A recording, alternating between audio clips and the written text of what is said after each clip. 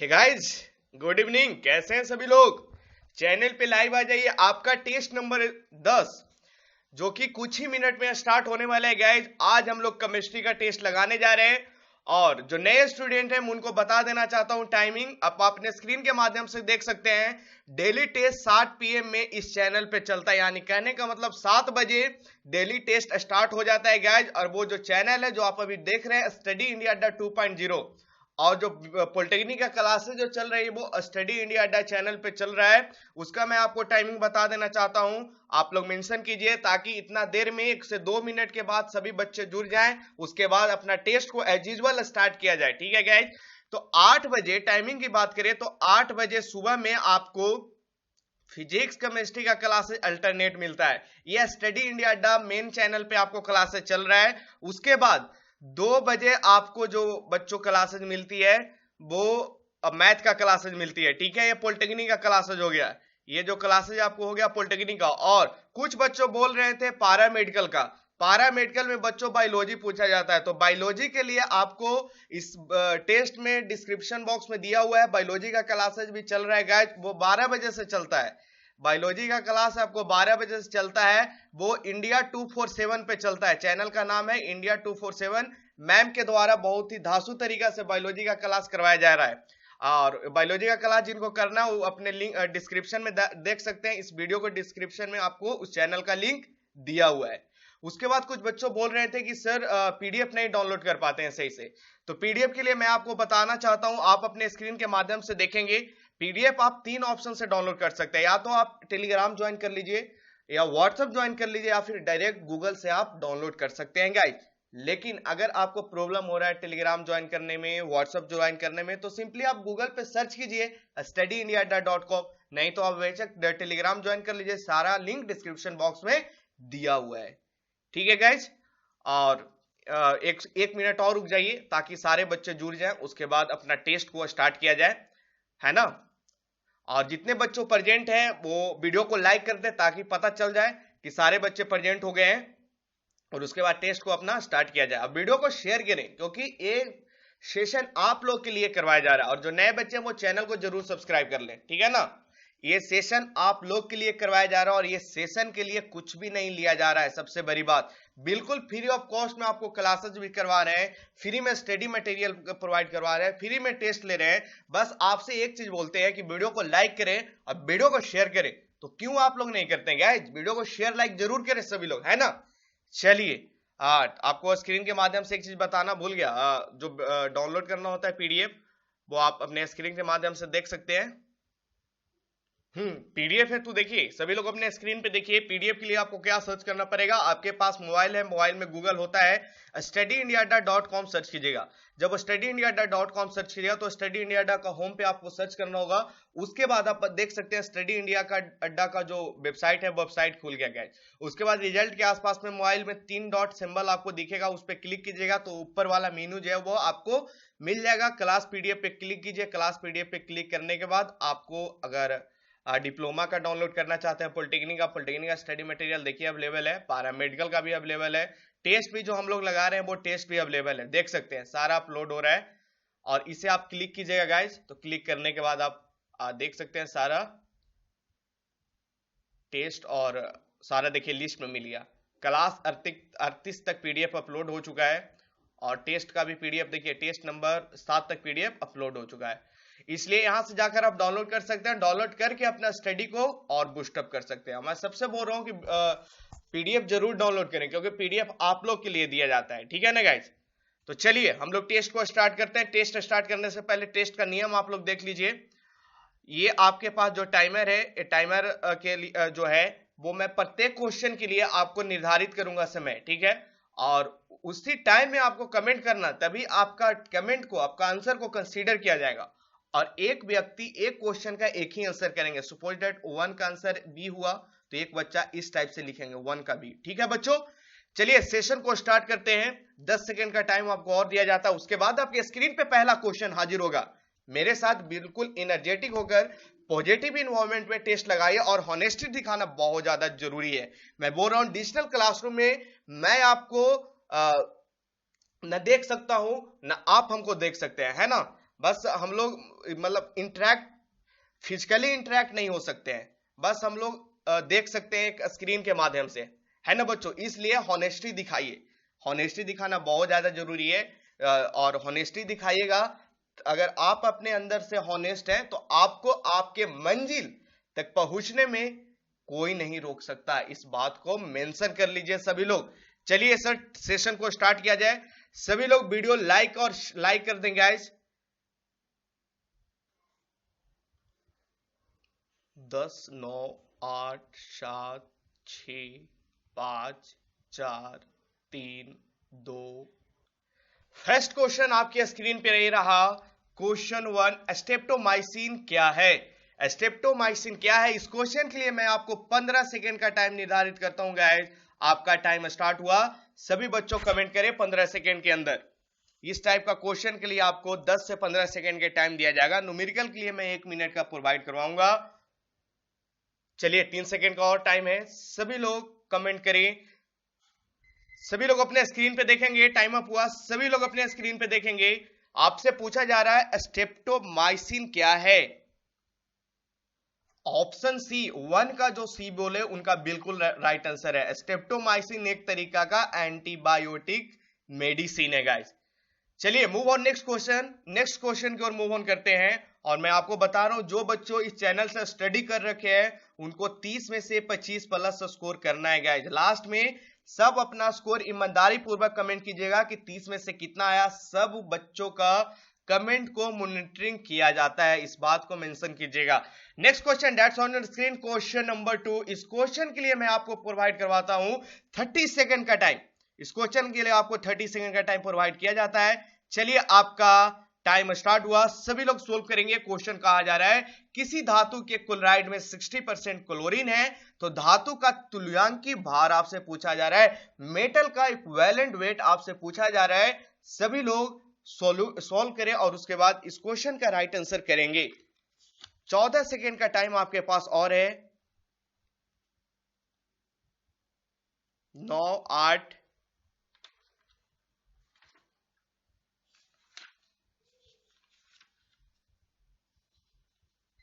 चलिए time up हुआ। Time up, see on screen. सभी बच्चे अपने स्क्रीन पे देखेंगे। सभी बच्चे अपने स्क्रीन पे देखेंगे। टाइम अप होने के बाद सभी लोग, मैं जैसे बोला टाइम अप, बिल्कुल स्क्रीन पे आ जाना है, ठीक है ना। तो देखिए आपसे पूछा जा रहा है धातु का तुल्यांकी भार। तो इसका पहले सबसे पहले राइट आंसर की बात करें बच्चों तो वो ऑप्शन ये जो बोलो वो बिल्कुल राइट आंसर।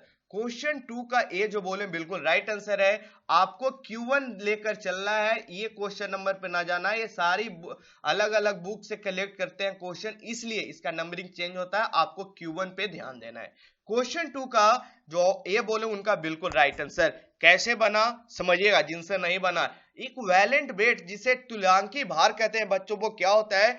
धातु का भार बाई क्लोरीन का भार इंटू 35.5। 35.5 कहने का मतलब क्लोरीन एटम का अनुभार से गुना करना है, ठीक है। तो सबसे पहली बात धातु का भार कितना है जी, तो निकालना पड़ेगा ना जी धातु का भार। धातु का क्लोराइड का भार 100 ग्राम है। धातु के क्लोराइड में 60% क्लोरीन है। अगर कोई धातु क्लोराइड है तो उसमें 60% क्लोरीन है, 60% क्लोरीन है तो धातु कितना है जी? धातु 40% हो जाएगा सर। धातु 40% हो जाएगा। यहां तक किन्हीं को दिक्कत नहीं होना चाहिए। तो धातु का भार कितना है? 40। और उसके बाद आपको क्लोरीन का भार, क्लोरीन का भार 60 है सर। और क्लोरीन का क्या होता है? Cl का बच्चों 35.5 होता है, उसका एटॉमिक मास इसमें मल्टीप्लाई कर दीजिए। तो जब आप इसे सोल्व कीजिएगा तो आपके पास जो वैल्यू आएगा वो 23.63 आएगा। तुल्यांकी भार पे मैं बहुत सारा क्वेश्चन आपको क्लासेज में मैं प्रोवाइड करवाया हूं। चलिए बच्चों नेक्स्ट क्वेश्चन को मूव ऑन करते हैं। Next question, question number 3 that's on your screen. इस क्वेश्चन के लिए मैं आपको 15 सेकेंड का टाइम प्रोवाइड करवाता हूं। आपका टाइम स्टार्ट हुआ। मर्क्यूरस आयन का प्रतीक है। Question is asking that mercurous ion का प्रतीक क्या है। आपके पास 4 सेकेंड का और टाइम है। सभी लोग राइट आंसर करेंगे। टाइम अप हुआ। टाइम अप हुआ। सी ऑन स्क्रीन। सभी बच्चे अपने स्क्रीन पे देखेंगे। सभी बच्चे अपने स्क्रीन पे देखेंगे। इस क्वेश्चन का Hg2 2 प्लस जो बच्चों बोले उनका बिल्कुल राइट आंसर हुआ जी। क्वेश्चन थ्री का जो ए बोले उनका बिल्कुल राइट आंसर। इसे हूबहू याद रखना है। मर्क्यूरियस आयन क्या होता है? Hg2 जिसपे 2 प्लस चार्ज होता है। आगे बढ़ते हैं। किन्हीं को डाउट बिल्कुल नहीं होना चाहिए गाइस। जो अभी तक वीडियो को लाइक नहीं है किए हैं, वीडियो को लाइक करें सभी लोग, क्योंकि वीडियो को गाइस आप लोग के लिए बनाया जाता है, इसलिए वीडियो को जरूर लाइक करें। और वीडियो को 100 प्लस लाइक का टारगेट होता है, प्रत्येक टेस्ट का 100 प्लस लाइक का टारगेट होता है। सो गाइस इस टारगेट को भी आपको पुराना जरूरी है। Next question that's on your screen, question number 4। कहा जा रहा है एक वस्तु का ताप केल्विन। क्वेश्चन क्या कहा जा रहा है? इस क्वेश्चन के लिए पहले मैं आपको 1 मिनट का टाइम प्रोवाइड करवाता हूं और आपका टाइम स्टार्ट हुआ। एक वस्तु का ताप केल्विन पैमाने पर नापने से x केल्विन पाया जाता है। फ़ारेनहाइट पैमाने पर नापने पर इसका ताप x डिग्री फ़ारेनहाइट पाया जाता है, तो x का मान क्या होगा? It's a important question for you all guys. 2020 के लिए बहुत ज्यादा इंपॉर्टेंट क्वेश्चन है। So please try to answer fastly. सभी लोग आंसर फास्टली करें। आपके पास 30 सेकेंड का टाइम और बच रहा है। चलिए, बिल्कुल एनर्जेटिक होना है। टेस्ट के दौरान बिल्कुल एनर्जेटिक रहना है। ये क्लासेज नहीं चल रहा है, किसी तरीका का कोई गपशप नहीं होगा। अगर कोई बच्चों गपशप करेंगे तो उन्हें सीधा यहां से हटा दिया जाएगा। इस बात को मेंशन कीजिएगा सभी लोग। बिल्कुल सीरियस होकर टेस्ट लगाना। आपके पास 10 से 8 सेकंड का टाइम और है। सभी लोग अपना कमेंट कर दें यार, अपना आंसर कमेंट कर दें। चलिए, टाइम अप हुआ। सी ऑन स्क्रीन, सभी बच्चे अपने स्क्रीन पे देखेंगे। इसका राइट आंसर की बात करेंगे गाइज तो 574.25 सॉरी, पॉइंट के बाद 25 नहीं बोला जाता है, 574.25। 4 का जो बच्चों बी बोले थे 574.25 उनका बिल्कुल राइट आंसर है। इसे हूबहू याद रखना है। याद रखना चाहते हैं तो याद रखिए, नहीं तो आप सिंपली इस फॉर्मूला के मदद से आप कैलकुलेट कर सकते हैं। ठीक है, देख सकते हैं कौन सा फॉर्मूला। तो ये फॉर्मूला का मैं बात कर रहा था। मैं जो फॉर्मूला का बात कर रहा था ये आपको क्लास में करवाया गया है।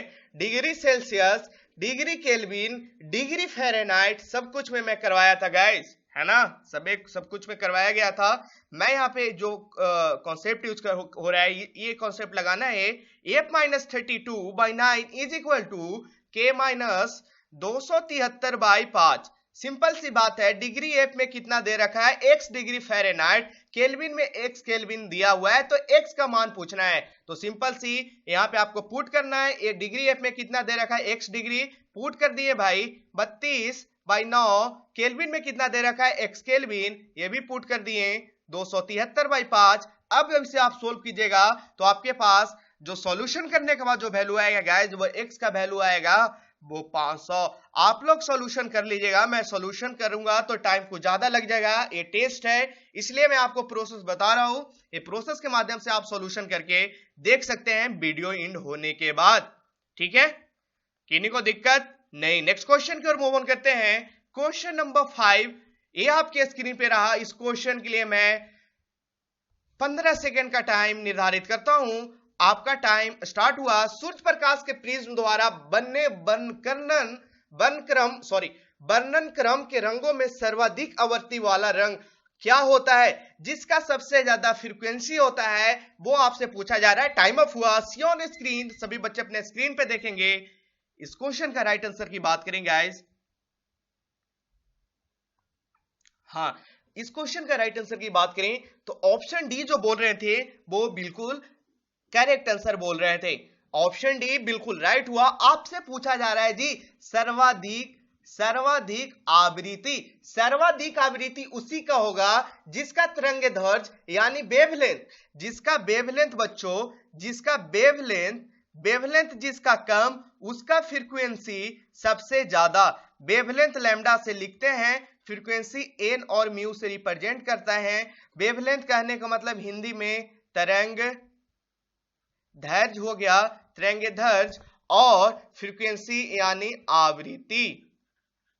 फ्रीक्वेंसी यानी आवृत्ति। ठीक है बच्चों, अब समझ में आया कॉन्सेप्ट। इसलिए बैगनी का वेवलेंथ सबसे कम होता है जी, और सब इसीलिए इसका आवृत्ति सबसे अधिक होता है। जो बच्चों 5 का डी बोले वो बिल्कुल राइट आंसर हुआ।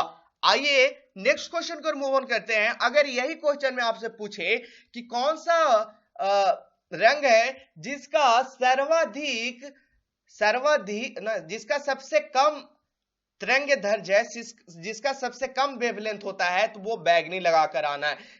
जिसका सर्वाधिक वेवलेंथ है वो लाल होता है, और सबसे कम आवृत्ति अगर पूछे तो वो लाल होगा, क्योंकि वेवलेंथ इसका लाल का सबसे ज्यादा होता है। Next question that's on your screen, question number 6 आपके स्क्रीन पे ये रहा है। इस क्वेश्चन के लिए मैं आपको 1 मिनट का टाइम निर्धारित करता हूं। आपका टाइम स्टार्ट हुआ गाइस। क्वेश्चन कहा जा रहा है 6, दो पिंड जिनके द्रव्यमान m1 50 है किलोग्राम तथा m2 150 किलोग्राम एक हल्की डोरी द्वारा बांधे हैं तथा एक घर्षण रहित क्षैतिज तल पर, जो तल है वो घर्षण रहित है, रखे हैं। जब m1 को बल F द्वारा खींचते हैं तो दोनों पिंडों में 5 मीटर प्रति सेकेंड स्क्वायर के त्वरण उत्पन्न हो जाता है। तो F का मान क्या होगा? आपके पास 30 सेकेंड का और टाइम है। सभी लोग इसे सोल्व करें और आंसर इट। सभी का आंसर आना चाहिए, क्योंकि प्रत्येक बच्चों का आंसर मॉनिटरिंग किया जा रहा है। और बिल्कुल प्लीज मेंटेन डिसिप्लिन, क्योंकि ये चैनल का पॉलिसी है बच्चों डिसिप्लिन मेंटेन करना। मैं स्टार्टिंग से क्लास करवा रहा हूं, स्टार्टिंग से बात बोल रहा हूं, ठीक है। आपके पास 10 सेकेंड का टाइम और है। सभी बच्चे अपना राइट आंसर कमेंट करेंगे।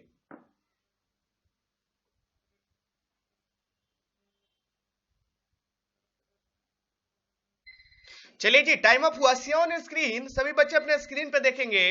सभी बच्चे अपने स्क्रीन पे देखेंगे। सभी बच्चे अपने स्क्रीन पे देखेंगे। पेन पेपर छोड़कर सभी बच्चे स्क्रीन पे देखेंगे। देखिए क्या कहा जा रहा है। दो पिंड है जिनके द्रव्यमान m1 है और m2 है तथा m1 है तथा m2 है। एक हल्की डोरी से इसे बांध दिया जाता है, घर्षण रहित 36 तल पर रखा है।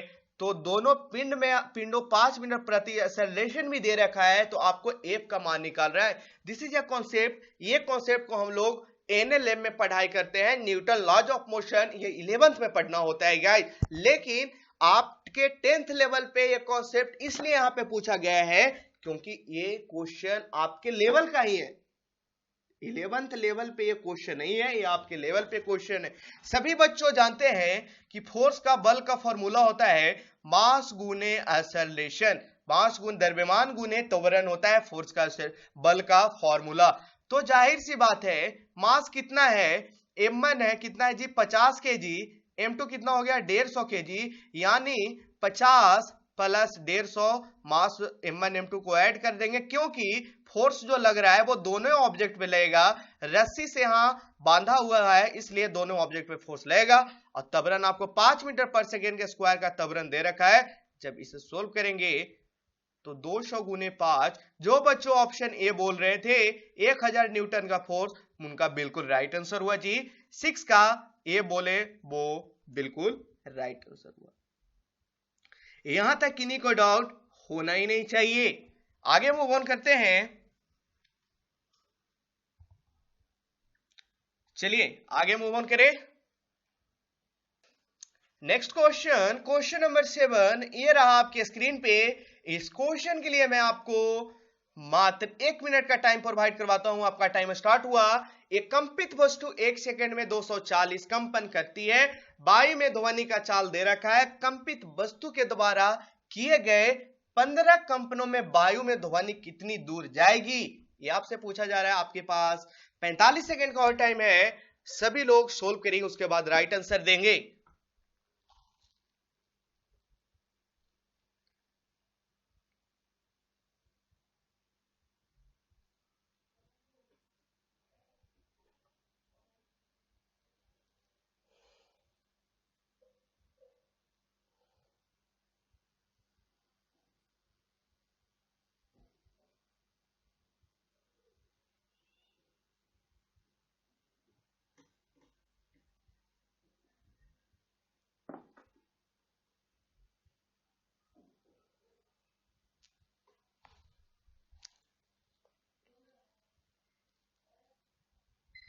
चलिए टाइम अप हुआ, सभी बच्चे अपने स्क्रीन पे देखेंगे। टाइम अप हो गया, सभी बच्चे अपने स्क्रीन पे देखेंगे। क्वेश्चन है, एक कंपित वस्तु 1 सेकेंड में 240 कंपन करती है। कितना करती है? 240 कंपन करती है।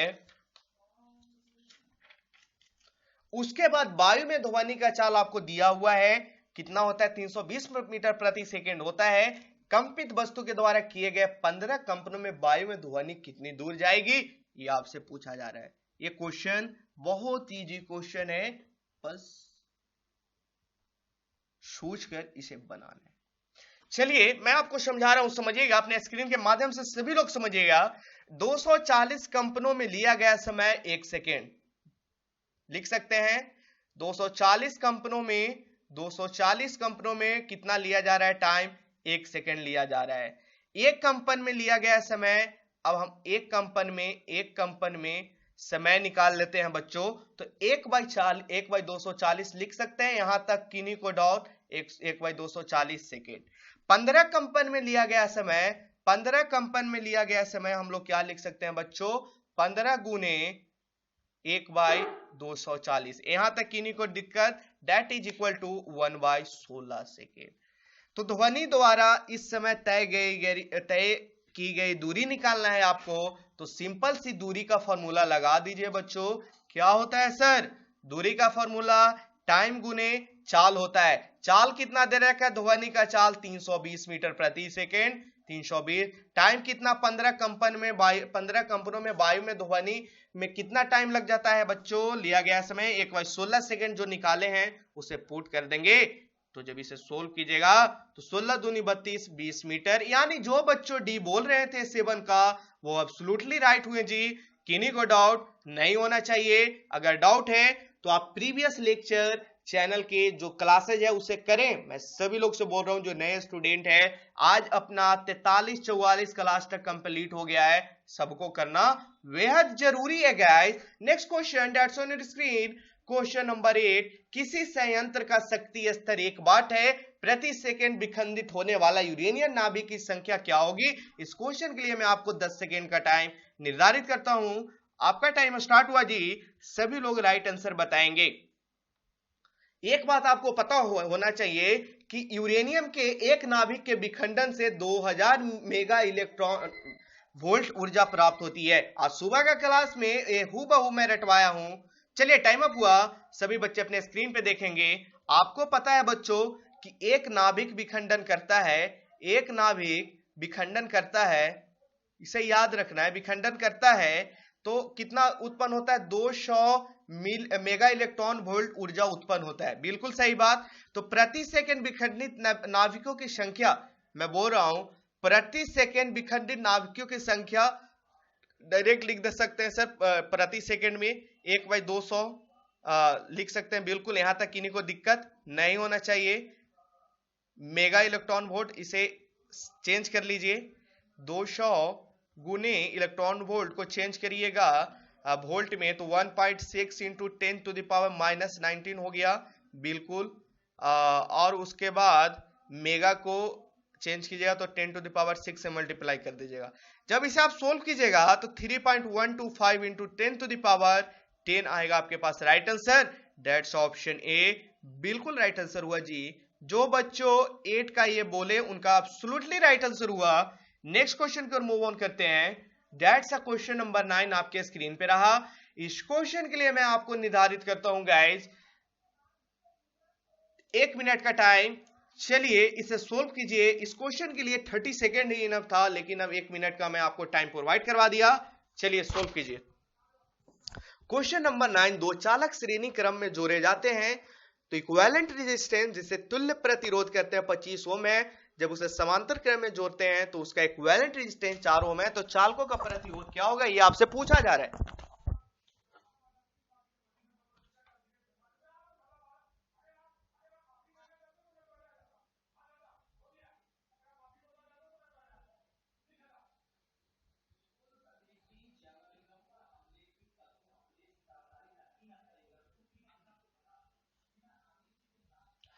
आपके पास 17 सेकेंड का और टाइम बच रहा है। सभी लोग अपना कमेंट कमेंट कर दें। इसे बनाने का दो प्रोसेस है, लेकिन सबसे इजी प्रोसेस है ऑप्शन से चेक करना है गाइस, ऑप्शन से चेक करना है। इसे आप लोग ऑप्शन से चेक करें। टाइम अप हुआ, सी ऑन स्क्रीन, सभी बच्चे अपने स्क्रीन पे देखेंगे। टाइम अप हुआ, सभी बच्चे अपने स्क्रीन पे देखेंगे। ठीक है जी। चलिए मैं इसे सोल्व करूं। हाँ, देखा जाए सभी लोग देखेंगे, दो चालक श्रेणी क्रम में जोड़े जाते हैं तो इनका तुल प्रतिरोध 25 ओम है। यानी कहने का मतलब R1 प्लस R2 करिएगा सर तो 25 ओम आएगा, पहला कंडीशन। दूसरा कंडीशन, जब इसे समांतर क्रम में जोड़ते हैं R1 गुने R2 by R1 plus R2 करेंगे तो 4 ओम आएगा, दूसरा कंडीशन। ऑप्शन से चेक कर लीजिए कि ये दोनों कंडीशन कौन सा ऑप्शन में लागू होता है, वो राइट आंसर होगा। सबसे पहले मैं इसका जो चेक करता हूं वो ऑप्शन बी चेक करता हूं। चलिए सबसे पहले सी चेक करते हैं। पहले ऑप्शन हम लोग सी चेक कर रहे हैं, तो सी के लिए एक R1 ये हो गया, R2 ये हो गया। R1 प्लस R2 करना है जी, R1 प्लस R2 15 प्लस 10 यानी कहने का मतलब 25 ओम, बिल्कुल फॉलो कर रहा है। सी का दूसरा करना है R1 into R2 by R1 plus R2, कर लीजिए। 15 गुने 10 बाई 15 प्लस 10 25, तो कितना हो जाएगा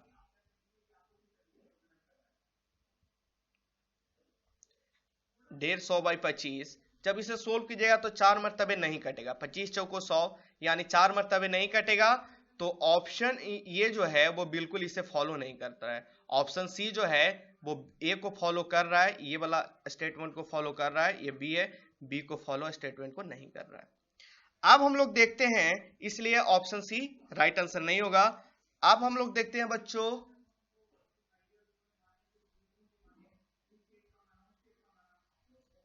ऑप्शन डी। अब हम लोग ऑप्शन डी देखते हैं, ठीक है। ऑप्शन डी में R1 एंड R2 आपको पता है, लिख लिए। ऑप्शन डी देख रहे हैं, डी में देखिए एक को क्या करना है R1 प्लस R2, 20 प्लस 5 की यानी 25, ए को फॉलो कर रहा है, ए को फॉलो कर रहा है। दूसरा 20 गुने 5 करना है R1 गुने R2 प्लस 20 प्लस 5, 20 गुने 5 100 हो गया बाई 25 यानी 4 ओम, यानी बी को भी फॉलो कर रहा है, देख सकते हैं 4 ओम आया। इसलिए 9 का जो बच्चों डी बोल रहे थे वो बिल्कुल राइट आंसर हुए। किन्हीं को दिक्कत नहीं होना चाहिए, 9 का डी जो बोले that's a right answer, absolutely right answer. Next question that's on your screen, question number 10 है जी। ये क्वेश्चन थोड़ा सा उतना विजुअल नहीं है, क्लियर ग्राफिक्स नहीं आया है, कोई बात नहीं, कोऑपरेट कीजिए। आपको इस क्वेश्चन के लिए मैं 30 सेकंड का टाइम प्रोवाइड करवाता हूं। आपका टाइम स्टार्ट हुआ। एक कार्बन यौगिक का प्रतिशत संगठन निम्न प्रकार है। एक कार्बन यौगिक का प्रतिशत संगठन निम्न प्रकार है, जिसमें कार्बन आपको दे रखा है, हाइड्रोजन भी दे रखा है, उसका मूलानुपाती सूत्र आपसे पूछा जा रहा है। इट्स इजी क्वेश्चन, प्रोसेस समझेंगे, उसके बाद सभी बच्चे इस क्वेश्चन का राइट आंसर बताएंगे। 3 सेकंड का टाइम और है, टाइम अप हुआ बच्चों, सी ऑन स्क्रीन, सभी बच्चे अपने स्क्रीन पर देखेंगे। चलिए इस क्वेश्चन को सोल्व करने का सबसे सिंपल प्रोसेस है। कार्बन हाइड्रोजन दे रखा है, इसका परसेंटेज कितना है जी 92.4, हाइड्रोजन का 7.6। इसे परमाणु भार से डिवाइड लगाना होता है। कार्बन का परमाणु भार 12, हाइड्रोजन का 1, यहां तक क्लियर। जब इसे डिवाइड करेंगे तो 7.7, इसे 7.7। अब दोनों में जो सबसे कम आता है उससे डिवाइड करना होता है, सरल अनुपात निकाल लेंगे। 7.7 को 7.6 में, क्योंकि एक कम है, 7.7 ज्यादा है, 7.6 कम है, 7.6 को 7.6 से डिवाइड कीजिएगा। जब इसे डिवाइड कीजिएगा बच्चों तो 1.01 आएगा, और इसे डिवाइड कीजिएगा तो 1 आएगा। यानी कहने का मतलब सी एच का रेशियो जो है वो 1:1 आया। 1.0 that is approximately equal to 1। तो मूलानुपाती सूत्र जो हुआ जी, आपसे पूछा जा रहा है मूलानुपाती सूत्र, वो क्या हो जाएगा सी और ए, कार्बन का एक एटम, हाइड्रोजन का एटम। 10 का जो बच्चों बी बोले थे that's absolutely right. Move on next question, question number 11, ये रहा आपके स्क्रीन पे। इस क्वेश्चन के लिए मैं आपको 30 सेकंड का टाइम प्रोवाइड करवाता हूं, आप लोग सोल्व करेंगे क्वेश्चन। यूरिया का NH2COO NH2 ये यूरिया का फॉर्मूला है गाइस, जिसमें नाइट्रोजन का प्रतिशत कैसे पूछा जा रहा है, निकालना है मात्रा क्या होगा। सभी लोग सोल्व करेंगे, आपके पास 20 सेकंड का टाइम और है।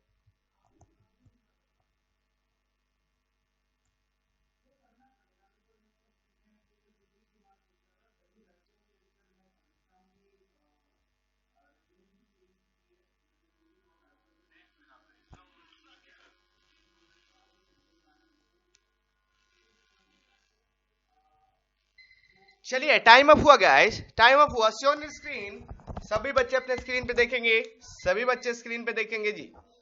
आपसे पूछा जा रहा है यूरिया का नाइट्रोजन में प्रतिशत मात्रा क्या होगा। सबसे पहले यूरिया का अनुभार आपको निकालना होगा, तब ना पता चलेगा। और उसके बाद नाइट्रोजन का एटॉमिक मास निकाल लीजिए, है ना, परमाणु द्रव्यमान नाइट्रोजन का निकाल लीजिए, यूरिया का परमाणु द्रव्यमान, दोनों को इक्वेट कर दीजिए, गुना 100 कर दीजिए, परसेंटेज निकल जाएगा गाइस।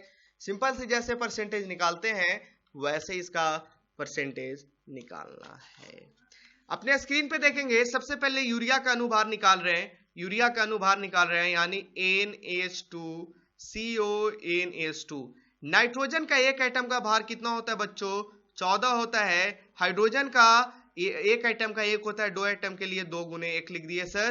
कार्बन का एक एटम का 12 होता है सर। ऑक्सीजन का एक एटम का 16 होता है। नाइट्रोजन का एक एटम का 14 होता है। हाइड्रोजन का 2 एटम है, इसलिए 2 गुने 1 कर दीजिए। जब इसे जोड़िएगा तो आपके पास 60 आ जाएगा। ठीक है, अब नाइट्रोजन की मात्रा निकाल लीजिए जी। नाइट्रोजन की मात्रा कितना परसेंट है, एक एटम 2 एटम, नाइट्रोजन तो 2 ही परसेंट है, यानी कहने का मतलब 14 + 14 यानी 28। अब परसेंटेज निकाल लीजिए, 28 ग्राम परसेंट है, 60 ग्राम में इंटू 100 कर लेंगे। जब इसे सोल्व कीजिएगा तो आपके पास जो वैल्यू आएगा वो 46.67%। That's option B. जो बच्चों 11 का बी बोले उनका बिल्कुल राइट आंसर हुआ जी। नेक्स्ट क्वेश्चन को मूव ऑन करते हैं। नेक्स्ट क्वेश्चन सभी लोग अपने स्क्रीन पे देखेंगे, 11 का बी बिल्कुल right answer. That's a question number 12। इस क्वेश्चन के लिए मैं आपको निर्धारित करता हूं मात्र 10 सेकेंड का टाइम। आपका टाइमर स्टार्ट हुआ गाइस। चलिए सभी लोग बताएंगे निम्नलिखित में से कौन सा तत्व संक्रमण तत्व नहीं है।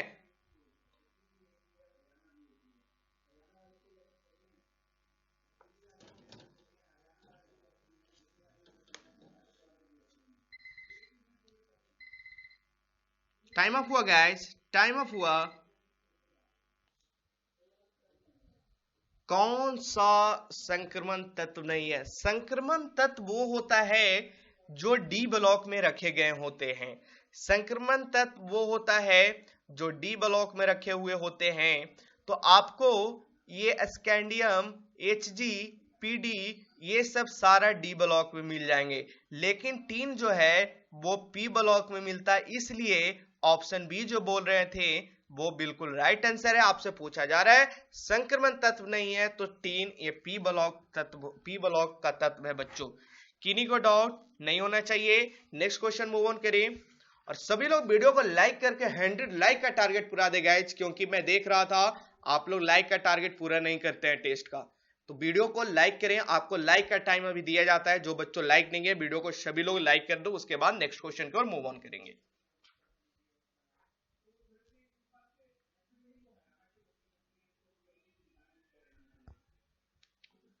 चलते हैं नेक्स्ट क्वेश्चन की ओर।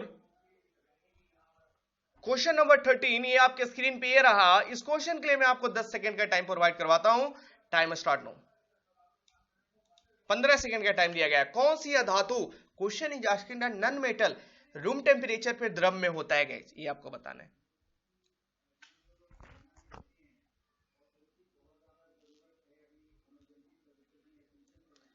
टाइम ऑफ हुआ गाइस, टाइम ऑफ हुआ, time of, time of. Show on screen. इस क्वेश्चन का राइट आंसर जो सी लगाए वो बिल्कुल राइट आंसर हुए। 13 का सी। ब्रोमीन एक ऐसा अधातु है, नन मेटल है, जो कच्छ टेम्परेचर पे द्रव अवस्था में पाया जाता है, कच्छ ताप पर लिक्विड स्टेट में पाया जाता है ब्रोमीन। मरकरी भी जो है बच्चों, Hg भी है, वो भी रूम टेम्परेचर पे लिक्विड अवस्था में पाया जाता है, द्रव अवस्था में पाया जाता है। लेकिन Hg जो है वो मेटल है जिसे मरकरी बोला जाता है। अब ब्रोमीन जो है वो non metal. Next question, that's a question number 14। इस क्वेश्चन के लिए मैं आपको प्रोवाइड करवाता हूं 15 सेकंड का टाइम। कौन सी गैस किप उपकरण द्वारा बनाई जाती है? ये मैं क्वेश्चन अच्छे से आपको समझाया भी था, यहाँ पे आपको सिर्फ आंसर बताएंगे। कौन सी गैस किप उपकरणों द्वारा बनाई जाती है? आपका टाइम स्टार्ट हुआ, आपके पास 4 सेकंड का और टाइम है।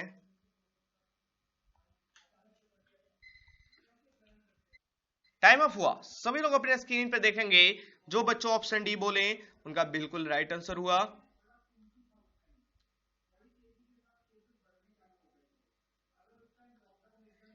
ठीक है, नेक्स्ट क्वेश्चन को मूव ऑन करते हैं। हाइड्रोजन सल्फाइड जो है वो किप उपकरणों द्वारा बनाई जाती है।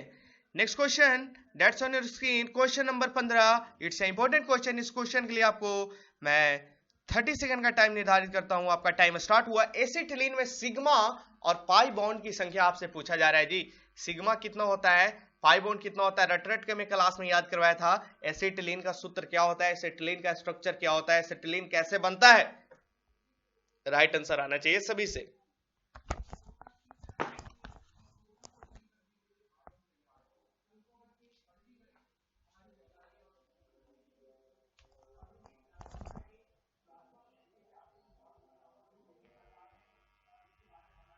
चलिए टाइम अप हो गया है, सी ऑन स्क्रीन। चलिए गाइस देखिएगा, स्क्रीन पे देखिएगा, सभी लोग इसका सोल्यूशन में कर रहा हूं और स्क्रीन पे देखेंगे सभी लोग। एसेटिलीन, एसेटिलीन का फॉर्मूला सबसे पहले पता होना चाहिए, क्या होता है? C2H2। अब स्ट्रक्चर आपको बनाना है जिसमें कार्बन 3 बॉन्ड होता है, एक हाइड्रोजन इस टाइप से लगा हुआ होता है। कॉन्सेप्ट क्या है कि जहां एक बॉन्ड है वहां एक सिग्मा होता है, और जहां एक बॉन्ड है वहां एक सिग्मा, और 3 बॉन्ड में बच्चों एक सिग्मा होता है, 2 पाई होता है। यानी कहने का मतलब सर, टोटल सिग्मा की संख्या हो गया 1, 2 और 3। सिग्मा 3 हो गया और पाई हो गया 2, यानी 3 सिग्मा 2 पाई इसका राइट आंसर होगा। 3 सिग्मा 2 पाई, ऑप्शन सी।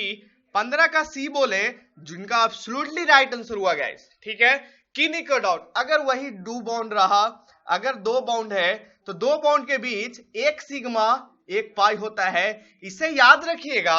सिंगल बॉन्ड में एक सिग्मा होता है, इसे भी याद रखना है। ट्रिपल बॉन्ड में एक सिग्मा 2 पाई होता है, इसे भी याद रखना है। किसी तरीका के डाउट नहीं। नेक्स्ट क्वेश्चन, क्वेश्चन नंबर 16 आपको लिखना है CH3CH2CHO का IUPAC name. It's easy question. इस क्वेश्चन के लिए मैं आपको निर्धारित करता हूं 15 सेकेंड का टाइम। चलिए टाइम स्टार्ट हुआ। टाइम से पहले सभी लोग कमेंट करेंगे गाइज।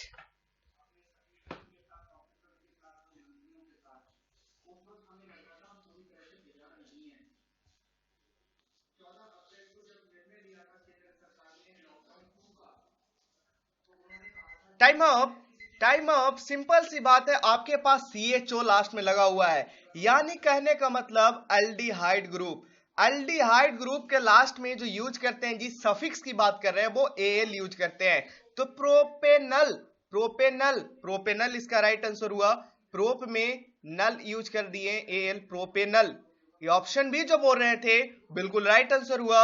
आप देख सकते हैं 1 कार्बन 2 कार्बन 3 कार्बन, इसलिए 3 कार्बन है, इसलिए प्रोप लग गया, और CHO एल्डिहाइड ग्रुप है इसलिए अल लगा दिए। प्रोपेनल इसका राइट आंसर होगा guys. Next question, that's on screen. 16 का जो बी बोले उनका एब्सोल्युटली राइट आंसर हुआ। सभी लोग कमेंट करेंगे, सबका कमेंट को मॉनिटरिंग किया जा रहा है। इस क्वेश्चन के लिए मैं आपको प्रोवाइड करवाता हूं 15 सेकंड का टाइम। आपका टाइम स्टार्ट हुआ। कैल्शियम कार्बाइड पर जल की अभिक्रिया से बनने वाली गैस क्या है? ये क्वेश्चन आपसे पूछा जा रहा है गाइस। सी ऑन स्क्रीन, सभी बच्चे अपने स्क्रीन पे देखेंगे। चलिए टाइम अप हुआ, टाइम अप हुआ, टाइम अप हुआ। कैल्शियम कार्बाइड पे जल की अभिक्रिया से बनने वाली गैस है बच्चों, वो एसेटिलीन है। ऑप्शन बी जो बोल रहे थे 17 का, उनका बिल्कुल राइट आंसर हुआ। किस टाइप से बनता है कैल्शियम कार्बाइड का फॉर्मूला? CaC2 प्लस 2 मोल H2O के साथ रिएक्ट करता है तो C2H2 बनता है, जो ऐसे एसेटिलीन कहते हैं, जो अभी मैं स्ट्रक्चर आपको बताया। Acetylene plus calcium hydroxide. किन्हीं को डाउट नहीं होना चाहिए। Next question that's on the screen, question number I hope 17, just hold a second guys. 16 complete हुआ, 17 कंप्लीट हुआ, 18 नंबर क्वेश्चन है आपके स्क्रीन पे रहा। इस क्वेश्चन के लिए मैं आपको निर्धारित करता हूं गाइस 10 सेकंड का टाइम। चलिए 20 सेकंड का टाइम निर्धारित करता हूं। चलिए टाइम स्टार्ट हुआ, सभी लोग कमेंट करेंगे। किसी परमाणु के एम कोष में अधिकतम उपकोष क्या कितने हो सकते हैं, ये आपसे पूछा जा रहा है। किसी एम कोष एम सेल में अधिकतम सब सेल की संख्या क्या होगी? फटाफट सभी लोग कमेंट करेंगे और टाइम से पहले जो कमेंट करेंगे उन्हीं का कमेंट को कंसीडर किया जाएगा। और मैं फिर से बोल रहा हूं, बायोलॉजी का क्लास है, जो पैरामेडिकल वाले बच्चे हैं उनका बायोलॉजी का क्लास स्टार्ट हो चुका है। लिंक डिस्क्रिप्शन में दिया हुआ है, वहां पे लिखा हुआ है पैरामेडिकल के लिए लिंक दिया हुआ है, आप उसे क्लिक करके बायोलॉजी का क्लास भी कर सकते हैं। तो किसी परमाणु में एम कोष में अधिकतम उपकोष कितनी हो सकती है, ये आपसे पूछा जा रहा है। तो कोष कहां से स्टार्ट होती है सर? के एल एम एन होता है, के में एस होता है, एल में एसपी होता है, एसपीडी किसमें एम में होता है और एन में एसपीडी एफ होता है। यानी कहने का मतलब 3 होगा जी एसपीडी एम में। 18 का जो ए बोल रहे थे absolutely right answer. Next question की ओर मूव ऑन करते हैं। यहां तक किन्हीं को डाउट बिल्कुल नहीं होना चाहिए। क्वेश्चन नंबर 19 अब आपके स्क्रीन पे रहेगा। तो क्वेश्चन नंबर 19 को दिखाया जाए स्क्रीन पे। चलिए क्वेश्चन 19 आपके स्क्रीन पे, क्वेश्चन नंबर 19 आ गया गाइस। CuSO4 का इस क्वेश्चन के लिए मैं आपको निर्धारित करता हूं 1 मिनट का टाइम स्टार्ट हुआ। CuSO4 के घोल में 50 मिली एम्पियर धारा 9650 सेकेंड तक प्रवाहित की गई है। तो सीयू की मात्रा विक्षेपित हुई है, ये आपसे पूछा जा रहा है। टाइम से पहले सभी लोग कमेंट करेंगे।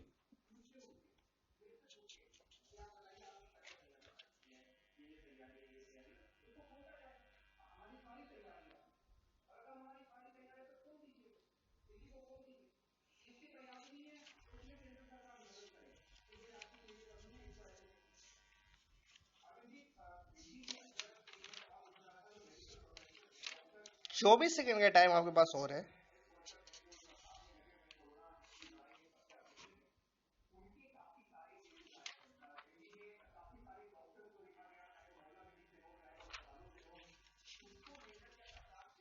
सभी का कमेंट आ जाना चाहिए। अब तक 6 सेकेंड का टाइम आपके पास और है। Time up. सभी बच्चे अपने स्क्रीन पे देखेंगे, देखिएगा सभी लोग अपने स्क्रीन पे देखिएगा। फ्राइडे का इलेक्ट्रोलिसिस लॉ का आपको नियम लगाना है गाइस जिसमें, ठीक है। फ्राइडे का जो इलेक्ट्रोलिसिस वाला नियम है वो लगाना है। वही बोले थे जो इक्विवेलेंट वेट होता है वो वेट जो होता है वो Z इंटू आई इंटू टी होता है। यानी कहने का मतलब ये फॉर्मूला होता है गाइस, Z जो होता है वो इक्विवेलेंट वेट होता है, यानी E बाई 96,500 डायरेक्ट इसे लिखा जाता है। इसे हूबहू याद रखना है I इंटू टी। इस फॉर्मूला को आपको माइंड में रखना है। अब देखा जाए स्क्रीन पे देखें सभी लोग देखेंगे, सभी लोग अपने स्क्रीन पे देखेंगे। कितना दे रखा है करंट, कितना दे रखा है जी 50 मिली एम्पियर आपको करंट दे रखा है। तो 50 मिली एम्पियर को इसे एम्पियर में करेंगे तो 50 गुने 10 टू द पावर 3 कर लेंगे, -3 करेंगे। मिली में है 10 टू द पावर -3, एक क्या आ गया एम्पियर में आ गया। उसके बाद बच्चों आपको जो है वो टाइम दे रखा है, कितना दे रखा है 9650 सेकेंड आपको टाइम दे रखा है। तो कॉपर का इक्विवेलेंट वेट सबसे पहले निकालना है, क्योंकि आपको इक्विवेलेंट वेट लेना है। तो कितना हो जाएगा, कॉपर का इक्विवेलेंट वेट तुल्यांकी बाहर निकालना है। कैसे निकलेगा, मोलर मास कॉपर का मोलर मास कितना होता है जी 63.5 होता है ना बच्चों, 63.55 ग्राम होता है कॉपर का मोलर मास। और इसका वैलेंसी क्या होता है Cu+2। तो वैलेंसिया से तो डिवाइड करना है, कॉमन वैलेंसी ऑफ कॉपर से इसे भाग लगा दीजिए। इसी टाइप से आपको किसी भी एलिमेंट्स का किसी भी तत्व का तुल्यांकी भार निकालने के लिए सबसे पहले उस एलिमेंट का मोलर मास लिखना होगा बच्चों, जैसे का मैं कॉपर का लिखा। उसके बाद उस पे वैलेंसी क्या होती है उससे भागा लगाना होगा, तो आपके बाद इक्विवेलेंट वेट आ जाएगा। जब इसे भागा लगाएंगे तो 31.8 आ जाएगा आपके पास इक्विवेलेंट वेट। अब मेरे पास इक्विवेलेंट वेट आ गया कितना सर, 31.8 डिवाइडेड बाय 96,050। आई कितना दे रखा है बच्चों, 50 गुने 10⁻³ मिली एम्पियर, और टाइम कितना था 9650। बिल्कुल, यहां तक किन्हीं को डाउट नहीं है।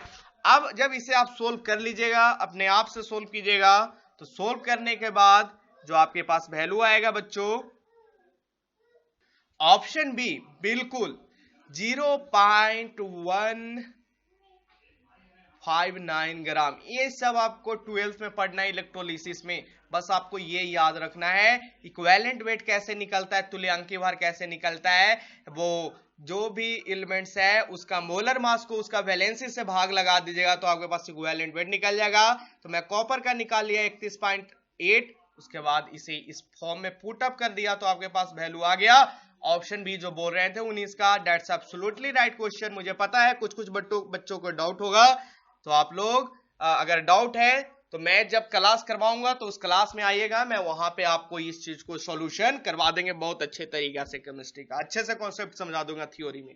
आइए नेक्स्ट क्वेश्चन, अभी जो याद रखना है ग्रीन से मैं उसे घेर दिया हूं। क्वेश्चन नंबर 19 है गाइस। इस क्वेश्चन के लिए आपको मैं प्रोवाइड करवा रहा हूं 10 सेकेंड का टाइम, और इट्स इजी क्वेश्चन, इट्स बहुत इजी क्वेश्चन। समान फिरकीरी का सूत्र आपसे पूछा जा रहा है, इसका राइट आंसर सभी बच्चों बताएंगे।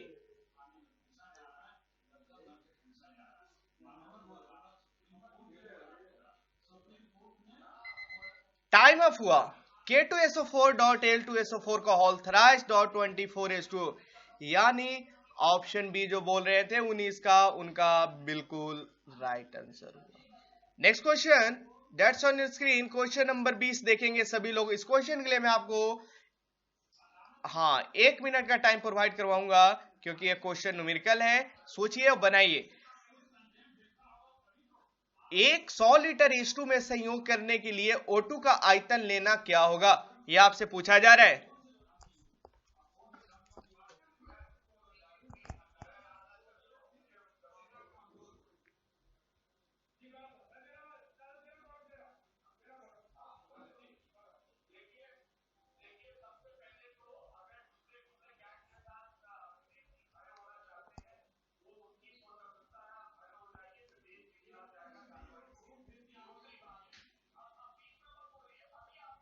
आपके पास 20 सेकेंड का और टाइम है बच्चों, सभी लोग सोल्व करेंगे और बताएंगे इसका राइट आंसर क्या होगा।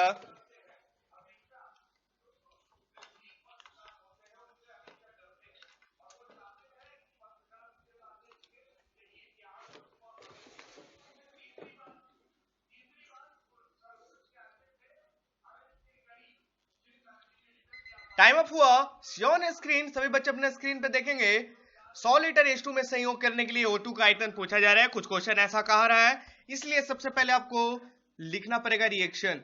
2 मोल H2 जब O2 के साथ रिएक्ट करता है तो 2H2O बनाता है, यानी कहने का मतलब सर 2 मोल H2 का 2 मोल या 2 आयतन लीजिए। ये क्या है बच्चों, ये इक्विवेलेंट टू आयतन होता है, स्टाइकोमेट्री आयतन के लगभग होता है, या फिर इसे मोल के लगभग होता है। ये सब क्लास में आपको करवाया हुआ, इसलिए गलत ना करना, मैं डायरेक्ट यहाँ पे लिख रहा हूं।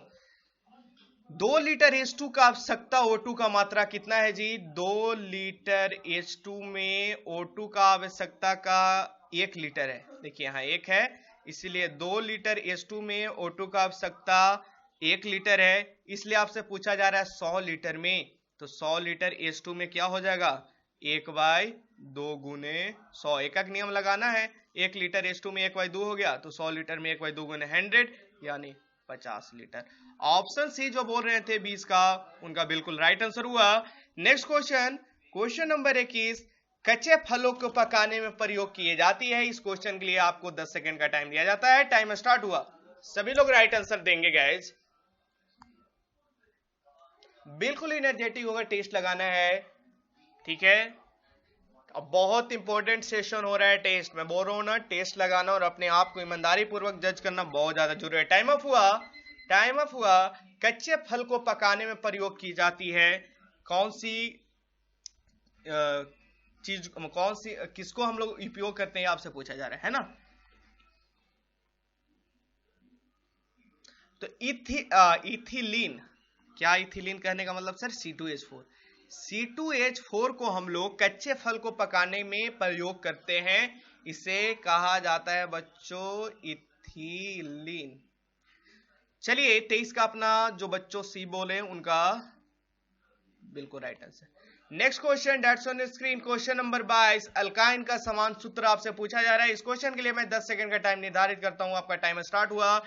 It's a easy question.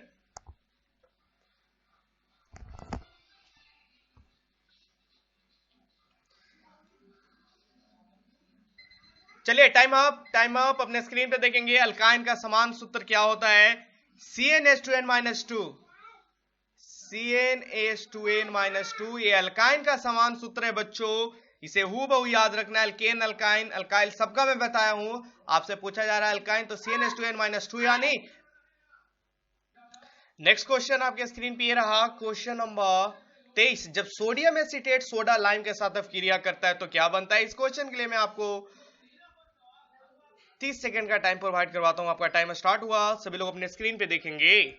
मैं आपको 20 सेकंड टाइम दिया, बोलने में आपको मेरे को 10 सेकंड लग गया, इसलिए मैं आपको 20 सेकंड टाइम प्रोवाइड करवाया इस क्वेश्चन के लिए। जब सोडियम एसीटेट सोडा लाइम के साथ क्रिया करता है तो क्या बनता है। अगर देखा जाए तो आपको 20 + 10 30 सेकंड का टाइम दिया गया है।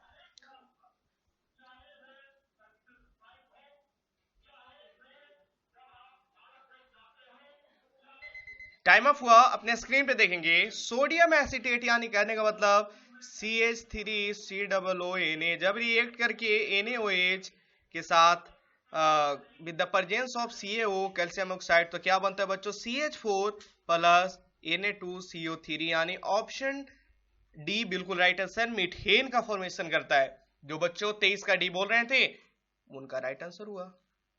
नेक्स्ट क्वेश्चन बढ़ते हैं। Next question, question number 24। इस क्वेश्चन के लिए आपको 10 सेकंड का टाइम दिया जाता है, टाइम स्टार्ट हुआ। कृत्रिम रेशम तैयार किया जाता है, कृत्रिम रेशम जो होता है वो किस चीज से तैयार किया जाता है। राइट आंसर सभी लोग देंगे।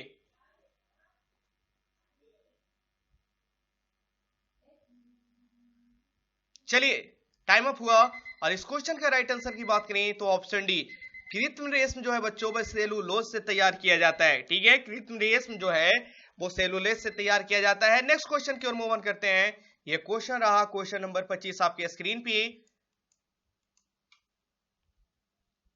इस क्वेश्चन के लिए मैं आपको 30 सेकंड का टाइम निर्धारित करता हूं। HNO3 यानी नाइट्रिक एसिड में नाइट्रोजन की ऑक्सीकरण संख्या आपको बताना है। टाइम स्टार्ट हुआ। सभी लोग से आंसर आना चाहिए, कैलकुलेट करें उसके बाद आंसर दें। ये क्वेश्चन मैं करवाया हूं, डेली करवा रहा हूं लगभग हर एक एलिमेंट्स का। मैं इस प्रोसेस को सिखाया हूं, ऑक्सीकरण संख्या कैसे निकलता है, किसका कैसे निकालना है, सिलेक्ट गलत ना होना चाहिए। और मैं बोल रहा हूं जो बच्चों इस चैनल से स्टडी किए हैं उनसे 25+ का उम्मीद तो रखता हूं यार। टाइम अप हुआ गाइज। HNO3 में आपको नाइट्रोजन की ऑक्सीकरण संख्या निकालना है, तो जिसका ऑक्सीकरण संख्या निकालना होता है उसे हम लोग X मान लेते हैं। हाइड्रोजन का वैलेंसी +1, हाइड्रोजन पे चार्ज, नाइट्रोजन का X मान लिए सर। ऑक्सीजन पे -2 होता है, 3 एटम, एक एटम पे -2 तो 3 एटम पे -6 = 0। तो X = -6 में से +1 जाएगा तो -5, इधर आ जाएगा तो +5। ऑप्शन सी जो बोल रहे थे उनका बिल्कुल राइट आंसर हुआ गाइज। ठीक है, 25 का सी बिल्कुल राइट आंसर। गाइज अभी तक वीडियो इतना बच्चों देख रहे हैं यार, वीडियो को लाइक नहीं किए। जो वीडियो को लाइक नहीं, वीडियो को लाइक कर दे सभी लोग। बोल रहा हूं ना 100+ टारगेट होती है, आप लोग इसे पूरा करें। ठीक है, चलिए नेक्स्ट क्वेश्चन को मूव ऑन करते हैं। जो अभी तक वीडियो को लाइक नहीं है वीडियो को लाइक करें सभी जाकर अभी। क्वेश्चन नंबर 26 आपके स्क्रीन पे है। स्वतंत्र रूप में पाए जाने वाला तत्व क्या है। इस क्वेश्चन के लिए आपको 10 सेकंड का टाइम निर्धारित किया जाता है, आपका टाइम स्टार्ट हुआ। स्वतंत्र रूप में पाए जाने वाला तत्व आपसे पूछा जा रहा है।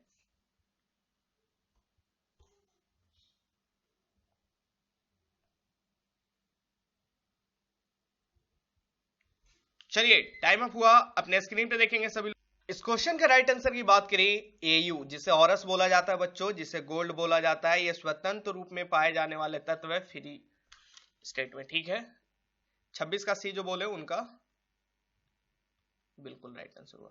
नेक्स्ट क्वेश्चन आते हैं, ये क्वेश्चन आपके स्क्रीन पे रहा। इस क्वेश्चन के लिए आपको 10 सेकंड का टाइम प्रोवाइड किया जाता है। निम्न से डिटर्जेंट क्या है? चलिए आपका टाइम स्टार्ट हुआ गाइस। निम्न में से डिटर्जेंट क्या है, ये आपसे पूछा जा रहा है।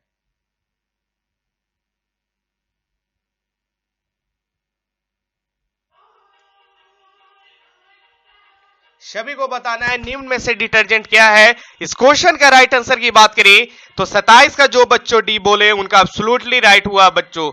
Sodium L'Oréal sulphate, sodium L'Oréal sulphate जो है वो एक तरीका का डिटर्जेंट है। 27 का डी जो बोले उनका absolutely right answer. Sodium L'Oréal sulphate का मैं आपको सूत्र बताता हूं, C12H25। वो माइंड में इसे रखिएगा, ये उतना इंपॉर्टेंट नहीं है जितना डिटर्जेंट का नाम इंपोर्टेंट है। SO3Na, C12H25OSO3Na। चलिए गाइस नेक्स्ट क्वेश्चन को मूव ऑन करते हैं। यहां तक किन्हीं को डाउट नहीं होगा, 27 का डी बिल्कुल राइट आंसर। Question number 28। इस क्वेश्चन के लिए मैं आपको 30 सेकंड का टाइम निर्धारित करता हूं। पोटेशियम डाइकार्बोनेट में क्रोमियम का आपको ऑक्सीकरण संख्या पूछा जा रहा है। आपका टाइम स्टार्ट हुआ। मैं बोल रहा हूं क्रोमियम का ऑक्सीकरण संख्या पूछा जा रहा है। सबसे पहले पोटेशियम डाइक्रोमेट का सूत्र पता होना चाहिए, उसके बाद क्रोमियम का ऑक्सीकरण संख्या बताएंगे। 15 सेकंड का टाइम आपके पास हो रहे हैं, सोल्व करिए, इसके बाद राइट आंसर देंगे। सभी लोग से राइट आंसर आना चाहिए।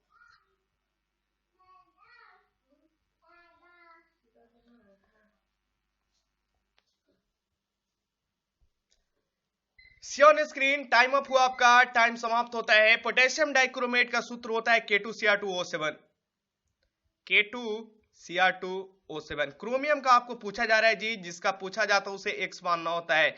X मान लिए। पोटेशियम पे +1 चार्ज होता है एक एटम पे, तो पोटेशियम का 2 एटम है इसलिए 1 गुने 2 करेंगे तो 2 आएगा, इसलिए यहां 2 लिख दिए बच्चों। क्रोमियम का एक एटम का X माने हैं, 2 एटम है इसलिए 2x मान लेते हैं। ऑक्सीजन का एक एटम पे -2 होता है, 7 गो एटम है ऑक्सीजन के, इसीलिए 7 गुने -2 करेंगे यानी -14, तो इसीलिए यहां -14 लिख दिए इज इक्वल टू 0। -14 में से 2 घटाएंगे तो -12, और x जो बच्चों आ जाएगा -12 इधर आ जाएगा +12 बाई डिवाइडेड बाई 2 यानी +6।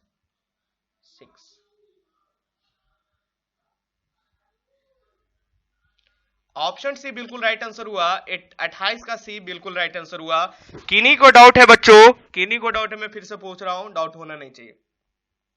आइए next question, that's a question number 29। Ethylene जब पोटेशियम परमैंगनेट के तनु क्षारीय विलयन के साथ क्रिया करता है तो क्या बनाता है? इस क्वेश्चन के लिए आपको 10 सेकंड का टाइम निर्धारित किया जाता है। आपका टाइम स्टार्ट हुआ। चलिए 15 सेकंड का टाइम में दिया, 17 सेकंड का टाइम स्टार्ट हुआ। सभी लोग राइट आंसर देंगे। एथिलीन जब पोटेशियम परमैंगनेट के साथ, परमैंगनेट के तनु क्षारीय विलयन के साथ क्रिया करता है तो क्या बनाता है, ये क्वेश्चन कहा जा रहा है।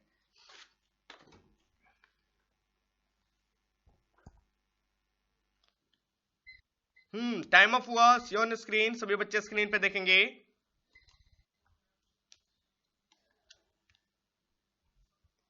इसका राइट आंसर की बात करें तो एथिलीन ग्लाइकोल। 29 का जो बच्चों सी बोले थे उनका एब्सोल्युटली राइट हुआ। किस टाइप से जी? एथिलीन यानी CH2 डबल बॉन्ड CH2। ठीक है, जब ये रिएक्ट करता है बच्चों H2O के साथ nascent oxygen with the help of permanganate, potassium permanganate KMnO4 के साथ, तो भाई जब इसे रिएक्ट करेंगे तो यहाँ पे थोड़ा सा मिस्टेक हुआ है, KMnO4, हाँ अब सही हुआ, MnO4 के साथ रिएक्ट करता है तो क्या बनता है? CH2OH double bond CH2OH। ठीक है बच्चों, CH2OH बनता है। ठीक है, इसे हम लोग कहते हैं इथिलीन, इथिलीन ग्लाइकोल, यानी ऑप्शन सी बिल्कुल राइट आंसर हुआ। नेक्स्ट क्वेश्चन को मूव ऑन करते हैं। नेक्स्ट क्वेश्चन आपके स्क्रीन पे ये रहा।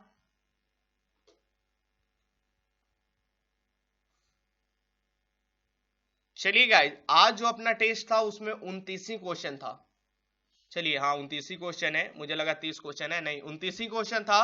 अब आपको ईमानदारी पूर्वक बताना है कि 29 में से आपका स्कोर कितना होता है। हॉनेस्टी बहुत इंपॉर्टेंट चीज है, ऑनेस्टी इज बेस्ट पॉलिसी, इसलिए ईमानदारी पूर्वक कमेंट करें कि 29 में से आपका कितना सही हुआ। यहां नहीं कमेंट करना, आपको कमेंट में रिप्लाई करना है।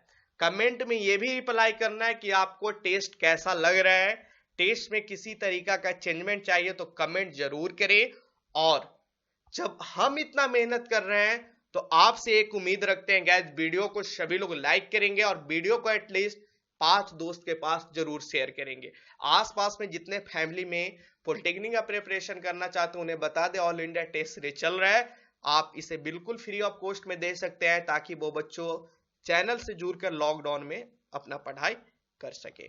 तो आज क्वेश्चन था 29 में आपको हॉनेस्टी के साथ हॉनेस्टी शो करना है, खुद से हॉनेस्ट रहिए बच्चों, तब आप किसी भी गोल को अचीव कर सकते हैं। तो 29 में से आपका कितना सही हुआ सभी लोग बताएंगे, ठीक है। और क्लासेस का टाइमिंग आपको पता है 8 बजे सुबह स्टडी इंडिया अड्डा चैनल पे चलता है और टेस्ट 7 बजे शाम को, और 2 बजे मैथ का क्लास, और इंडिया 247 पे आपको मिलता है पैरामेडिकल वाला बायोलॉजी का क्लास। सबका लिंक डिस्क्रिप्शन बॉक्स में दिया हुआ है। तो गाइस पढ़ाई करते रहिए, हंसते रहिए, मुस्कुराते रहिए, ठीक है। घर पे रहिए, स्टे होम, अच्छे से पढ़िए। फिर मिलते हैं नेक्स्ट सेशन के साथ, तब तक अपना ख्याल रखिए। धन्यवाद।